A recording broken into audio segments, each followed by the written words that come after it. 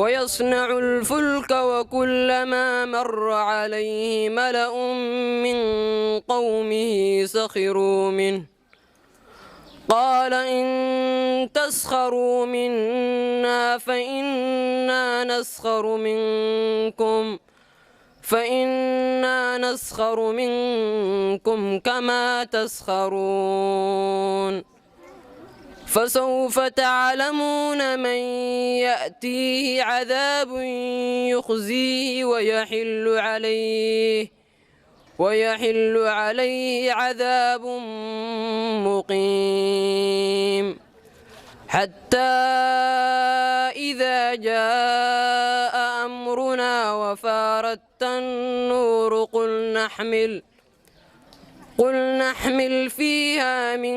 كل زوجين اثنين وأهلك إلا من سبق عليه القول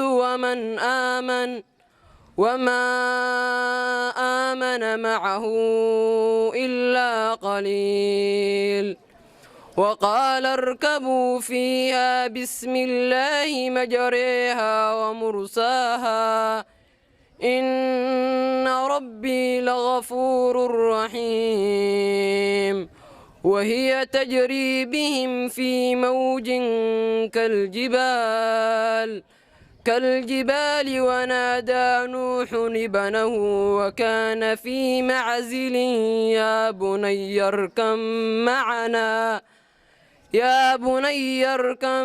معنا ولا تكن مع الكافرين